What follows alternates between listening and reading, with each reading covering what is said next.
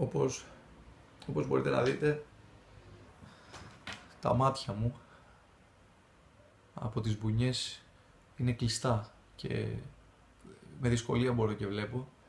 Η μύτη μου,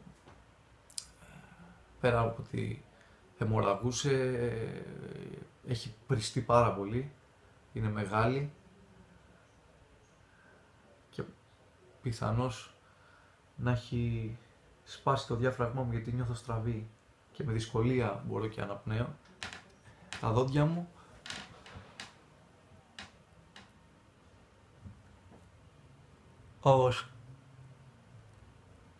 όπως μπορείτε να δείτε, από τα χτυπήματα έχουν σπάσει σε σημεία και θέλουν φτιάξιμο.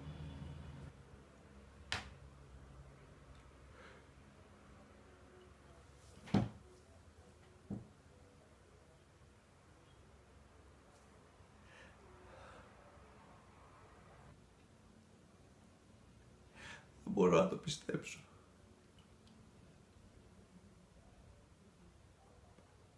Δεν μπορώ να το πιστέψω.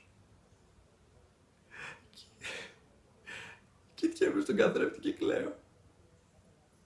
Πώς είμαι έτσι? Πώς είμαι έτσι, πώς με κάνανε έτσι? Εγώ είμαι αυτός. Αυτή τη μύτη, αυτά τα μάτια, αυτά τα δόντια.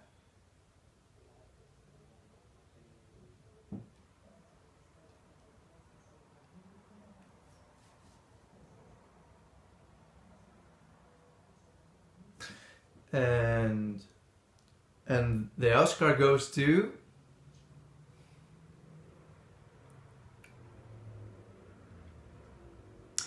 Paul Piero.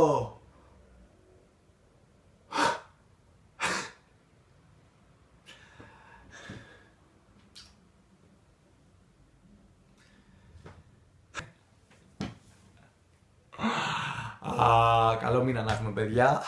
Πραγματικά το ξέρω αυτή τη στιγμή ότι πολλοί από εσάς θα με βρίζετε, θα με μισείτε, δεκτό, κατανοητό, σεβαστό. Λοιπόν, θέλω πραγματικά να ευχαριστήσω όλους εσάς μέσα από την καρδιά που μου ευχηθήκατε, μου συμπαρασταθήκατε, ενδιαφερθήκατε, σπεύσατε να επικοινωνήσετε με κάποιον δικό μου άνθρωπο ώστε να δείτε σε τι κατάσταση βρίσκομαι ή ακόμα και με μένα τον ίδιο, είτε παίρνοντας με τηλέφωνο είτε γράφοντας ένα μήνυμα. Ευχαριστώ πάρα πολύ. Έχω λάβει τις τελευταίες 24 ώρες μεγάλη δόση αγάπης και θετικής ενέργειας. Με συγκινήσατε. Έλαβα μηνύματα από ανθρώπους που δεν ξέρω, που δεν έχω μιλήσει ποτέ, κάποιους που έχει τύχει να πούμε δύο κουβέντες, πολύ καλούς φίλους, γνωστούς, συγγενείς. Αδερφούλα μου. Πρώτα σκεφτείς καλύτερα όταν τάιζες το τέρας του Φραγκενστάιν. Κάποια στιγμή θα την πάταγες κι εσύ. Είναι απολύτως φυσιολογική αντίδραση, αποδεκτή, σεβαστή. Κάποιος να μην θέλει να μου μιλήσει ξανά, βρε αδερφέ. Κάποιος να με μισεί. Κάποιος να θέλει να με χτυπήσει στα αλήθεια και να το περάσω στα αλήθεια. Οκ. Τα δέχομαι, τα σέβομαι. Βέβαια, εύχομαι και ελπίζω να μην προβείτε σε τέτοιες ενέργειες και να μου ξαναμιλάτε για αύριο. Πιστεύω ότι οι άνθρωποι που είναι πραγματικά δίπλα μου αγαπάνε και με γνωρίζουν λίγο καλύτερα ως άνθρωπο, κατά βάθος μέσα τους πίστευαν ότι είμαι ικανός ώστε να το κάνω φάρσα όλο αυτό το story, οπότε θα το εκτιμήσουν το αστείο και θα προχωρήσουμε παρακάτω.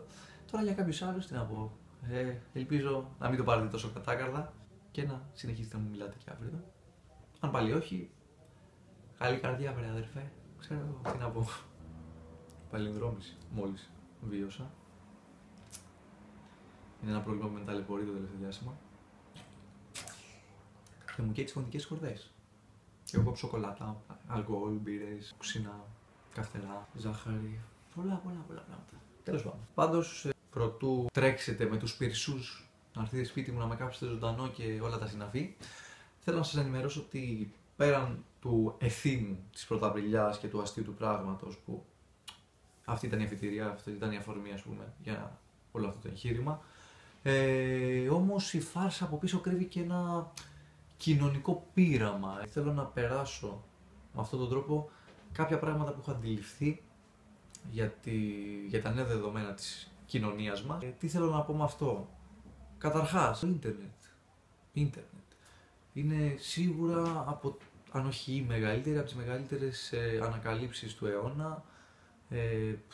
Μας έχει βοηθήσει πάρα πολύ σε πάρα πολλούς τομείς της ζωής μας, στο χώρο της δουλειάς, στην πληροφορία, επικοινωνία με κάποιους ανθρώπους που πιθανόν υπό άλλες συνθήκες να μην μπορούσαμε να μιλήσουμε και να κρατήσουμε μια επαφή.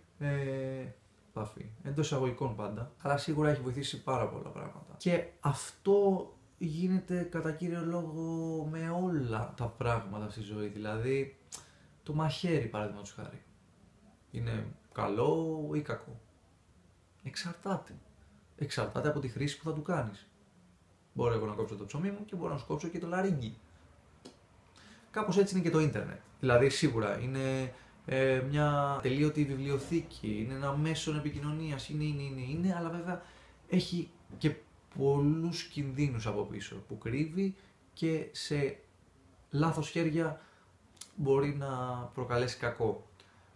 Αυτό είναι ένα πολύ σημαντικό ζήτημα που θέλω να θίξω. Έχω ευαισθητοποιηθεί λίγο παραπάνω και καλό θα ήταν και πολλοί κόσμος να το δει λίγο πιο σοβαρά αυτό το θέμα, διότι πολλοί ακόμα θεωρούν το ίντερνετ και τη χρήση του αθώα. Δεν είναι ακριβώς έτσι. Στη φάρσα δεν ήθελα να θίξω το θέμα των αλλοδαπών, το απέφυγα συνειδητά, διότι η αρχική σκέψη αυτή ήταν, αλλά επειδή όλη αυτή η φάρσα κατά κύριο λόγο ήθελε να βγάλει γέλιο και να περάσουμε καλά. Το ότι ένας αλλοδαπός έκανε κάτι τέτοιο και τόνισα ότι ήταν Έλληνες οι δράστες, γιατί δεν ήθελα να δώσω αφορμή σε κάποιους να βγάλουν από μέσα τους όλη αυτή τη σαπίλα και τη μαυρίλα και να ξερνάω εγώ με αυτά που θα διαβάζω και θα μου λένε, γιατί δεν μπορώ να τα ακούω αυτά τα πράγματα και δεν ήθελα να χαλάσω κάποιες. Δηλαδή, πολλές φορές καμιά φορά λέμε, ξέρω εγώ μωρέ, καλύτερα να μην το μάθαινα γι' αυτόν ή ξέρω εγώ να μην το λέγει ποτέ. Κάπως έτσι το βλέπω και εγώ. Δηλαδή, δεν ήθελα να ακούσω πράγματα που δεν θέλω να ακούσω.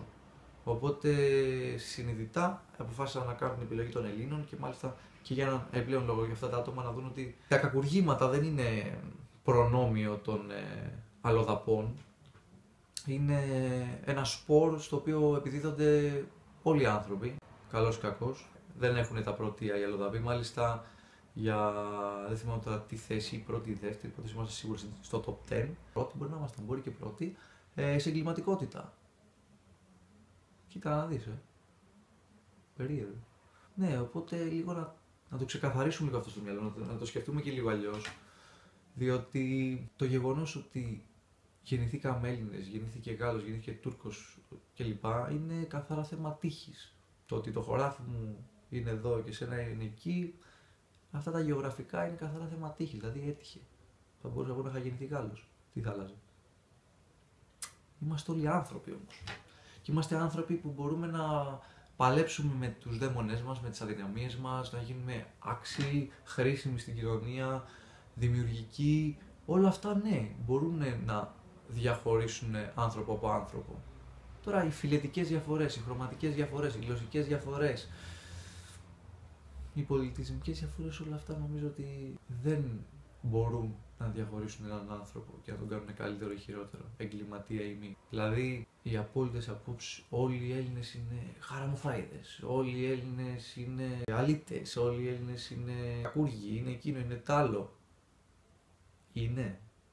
Πραγματικά, είναι όλοι οι Έλληνες αυτό, εκείνο, οι άλλοι είναι αυτό.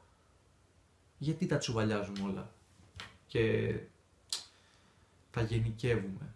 Πρέπει λίγο να τα διαχωρίσουμε λίγο αυτά στο μυαλό μας, διότι δεν μας πάνε παρακάτω, μας κάνουν μικρόψυχους, μας κάνουν, δηλαδή πρέπει να πασχίζουμε για να δουλεύουμε καθημερινά με τον εαυτό μας, ώστε να φτιάξουμε την καλύτερη βερσιόν του εαυτού μας και κάθε μέρα να κάνουμε update, να μιλήσουμε και λίγο τη γλώσσα του ίντερνετ. Καθένας βίωσε αυτή την ιστορία από τη δική του πλευρά.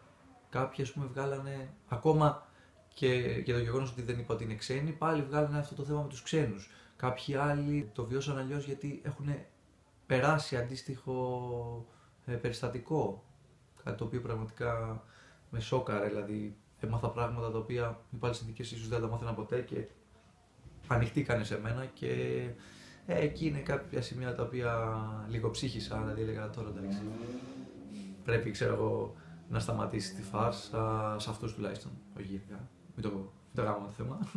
Λοιπόν, ναι, δηλαδή μου μοιραστήκανε τις εμπειρίες τους, το είδανε από αυτή την πλευρά, δηλαδή από το κομμάτι του θύματος, δηλαδή το πώς νιώθεις μετά, τι χρειάζεται, πώς μπορούν αυτοί πλέον που έχουν την εμπειρία να σε βοηθήσουν. Το οποίο πραγματικά τους ευχαριστώ και το εκτιμώ πάρα πολύ, που είχαν το θάρρος καταρχάς να το κάνουν, γιατί δεν είχαν κανένα λόγο ας πούμε, να ανοιχτούν σε ένα ξένο, γιατί ήταν και περιπτώσεις που κάποιους που δεν τους ήξερα να ανοιχτούν και να πούνε τι πραγματικά έχουν βιώσει και ότι ξέρεις κάτι, είμαι εδώ ρε παιδί μου, το έχω περάσει, μπορώ να σου δείξω το manual, δηλαδή τι πρέπει να κάνεις, πώς θα το ξεπεράσεις κλπ. Το οποίο είναι πάρα πολύ όμορφο. Οπότε, ναι, ο καθένας εκλαμβάνει ένα περιστατικό από τα δικά του βιώματα, από τα δικά του ερεθίσματα. Και αναλόγως με πράττει και αντιδρά. Σε αυτή μου την ανάρτηση που σας περιέγραψα, υπήρξαν πολλά likes. Likes. Μόνο. Από κάποιους δηλαδή, ένας και το like. Τι αξία έχει το like, δηλαδή τι υποδηλώνει, τι κάνεις με το να κάνεις. Ειδικά σε μια, εντάξει δεν λέω γενικά, αλλά ειδικά σε ένα τέτοιο περιστατικό, δηλαδή ας υποθέσουμε ότι ήταν πραγματικό γεγονός, τι παρέχει, τι κάνει, δηλαδή πόσο επιδερμικά και ανώφελα για ανούσια έχουν γίνει τα πράγματα. Και δεν τα λέω τώρα εγώ αυτά να κατακρίνω κάποιον ή να τραβήξω το αυτή, καμία σχέση. Και εντάξει, και το γεγονός ότι μου κάναν like, μου δείξανε κάποιο είδους ενδιαφέροντος. Αλλά ας το σκεφτούμε λίγο καλύτερα, δηλαδή ας αναλογιστούμε. Ο Zuckerberg μας έχει κάνει λίγο να τα βλέπουμε τα πράγματα πολύ αλλιώς από ό,τι έχουμε μεγαλώσει. Δηλαδή ας πούμε τώρα κάνουμε share και στέλνουμε inbox, κάνουμε ράνουμε, όπως έγινε και στην περίπτωσή μου, από άλλες συνθήκες στέλναμε γράμμα, κάναμε αλληλογραφία. Τι ωραίο πράγμα, θυμάστε την αλληλογραφία που παίρναμε και γράφαμε και βάζαμε το ωραίο το χαρτί, το αρωματικό, τα αυτοκολλητάκια, κάναμε ζωγραφιές, εκείνο το άλλο. Πηγαίναμε και κοιτάγαμε το γραμματοκιβώτιο κάθε μέρα για το πότε θα μας έρθει εκείνο το γράμμα που θέλαμε να μάθουμε τι έγινε, τι έρανε. Τι ωραίες εποχές, τι ωραία φάση. Ήταν γενικά μια τελετουργία όλο αυτό το πράγμα. Τώρα έχουν γίνει όλοι τουκ, παφ. Emoticon, χαρούμενοι. Που όλοι το κάνουμε, δεν λέω και εγώ το κάνω και όλοι μας εννοείται. Ούτε λέω ξέρω εγώ να μην εξελισσόμαστε και να μην προχωράμε μπροστά. Ναι, βεβαίως. Εξέλιξη εννοείται. Δεν είπα να γυρίσουμε ξέρω εγώ στις σπηλιές μας. Αλλά να μην χάνουμε και αυτές τις ρομαντικές πτυχές, αυτές τις αυθεντικές πτυχές. Επίσης, πολλοί ξέρω εγώ μπορεί τώρα να με βρίζουν, να με κάνουν να μου έχουν κρατήσει μούτρα ξέρω εγώ για τη φάρσα μου. Αλλά ρε παιδιά, ξέρω εγώ, μια φάρσα δεν είναι η ζωή. Από τύχη υπάρχουμε, κάποιος μας κάνει φάρσα και μας έβαλε εδώ πέρα και συνυπάρχουμε κλπ. Αλλά ναι, μια φάρσα είναι. Πολλοί μου στείλανε και ενδιαφερθήκαν και κάνανε και ράνανε που είχαμε χαθεί, έχω να ακούσω νέα τους χρόνια, ξέρω εγώ κάποιος μπορεί να είχα στείλει και να μην μου είχε απαντήσει. Παρ' όλα αυτά, ξαφνικά όταν διαισθανθεί ο άνθρωπος την αίσθηση της απώλειας, ότι μπορεί, ξέρω εγώ, ξαφνικά από τη μια στιγμή στην άλλη αυτό το άτομο να πάψει να υπάρχει και να μην έχω μια δεύτερη ευκαιρία ή να κινδυνεύσει η ζωή του. Και τότε ξαφνικά μας κάνει να είμαστε ανώτεροι, να λέμε στον άλλον αυτό που αισθανόμαστε, ότι τον αγαπάμε, ότι νοιαζόμαστε, ότι είμαστε εκεί για αυτόν. Και όλες αυτές οι μικρότητες που μας έχουν κρατήσει χωριστά τόσο καιρό μας κάνει να τις ξεπεράσουμε έτσι. Έτσι όμως. Γιατί να πρέπει να φτάσει ίστατη στιγμή για να το κάνουμε αυτό, γιατί χαλιόμαστε στην καθημερινότητά μας και καλά να έχεις την ευκαιρία να μπορέσεις τουλάχιστον να το κάνεις έτσι. Αν δεν την έχεις, είναι ένα τζόκερ αυτό που κάνουμε, είναι λίγο ένα ρίσκο που παίρνουμε στην καθημερινή μας ζωή. Δηλαδή θα μπορούσε, ξέρω εγώ, με τον μπούς τον πατέρα μου έχει φάει εκείνο, το άλλο έχει κάνει, δεν του μιλάω ρε, δεν του μιλάω. Δεν του μιλάς, αλήθεια. Και αν αύριο τον πάρεις και όντως δεν μπορείς να του μιλήσεις,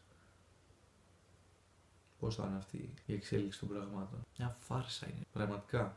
Και όταν παραπονιόμαστε για τα προβλήματά μας, για τις δυσκολίες με αυτά, είναι λόγω της φάρσας. Δηλαδή, ότι μια φάρσα έχει δύο πλευρές. Έχει αυτόν που κάνει τη φάρσα και έχει αυτό που δέχεται τη φάρσα. Όταν σου κάνουν φάρσα, είναι οι δυσκολίες, είναι τα προβλήματα, οι κακουχίες που πρέπει να περάσεις. Και βέβαια όταν κάνεις εσύ τη φάρσα, είσαι αυτός που θα γελάσει, που θα περάσει καλά με την όλη εξέλιξη των πραγμάτων και είναι η χαρά της ζωής. Κάπως έτσι δεν είναι. Όσον αφορά τα shares, που με έχει ανησυχήσει πάρα πολύ, είναι για το πώς μπορεί ξαφνικά να γίνει κάτι στα μπαμ viral, ας πούμε. Πόσο εύκολα μπορεί να γίνει κάτι πιστευτό. Δηλαδή, παιδιά, τώρα να μιλάμε αντικειμενικά, έτσι. Πρωταπριλιά, δηλαδή ήταν. It was fair, δηλαδή έπαιζα easy stories. Σας είχα δώσει και ένα κλου. Ήμουν σωστός. Παρ' όλα αυτά όμως, προς μεγάλη μου έκπληξη ήταν πολύ μεγάλος ο αριθμός των ατόμων που το πίστεψε. Δηλαδή παρατηρώ ότι σε πολλά πράγματα μας έχουν κάνει να είμαστε πολύ ευκολόπιστοι και να μας είναι πολύ εύπεπτα όλα αυτά που δεχόμαστε ως πληροφορίες μέσα από το ίντερνετ κλπ. Με αποτέλεσμα όχι μόνο να είμαστε ευκολόπιστοι και να πιστεύουμε μια πληροφορία, να γινόμαστε και κοινωνία αυτής της πληροφορίας, δηλαδή να τη μεταδίδουμε σαν ιό και ο ένας να το στέλνει στους δικούς του φίλους και από εδώ και από εκεί και ξαφνικά έχει γίνει κάτι σαν δεδομένο αυτό πουθενά. Δηλαδή, στο συγκεκριμένο παράδειγμα, υπάρχει μια φωτογραφία ωραία η οποία πέρα από την πλάκα είναι αληθινή. Εγώ είμαι, η πλάτη μου είναι, τα τραύματα ότι βλέπουμε είναι μια αληθινή φωτογραφία. Βάζεις από κάτω και ένα sad story, έτσι ένα λίγο πιστευτό και boom. Έχεις να πούμε μια